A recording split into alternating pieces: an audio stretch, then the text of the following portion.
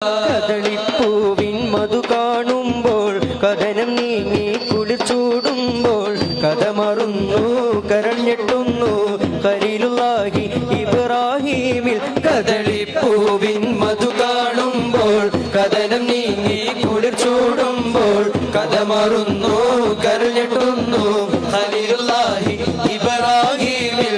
ഒരിച്ചു തന്റെ ഹയാത്തിലേറെ കഴിഞ്ഞ നാളും കടന്ന കാലം കരിമയോന്റെ കുതിരത്താലെ കഴിയുന്നോരു ശിശു പൊന്നൂരേ.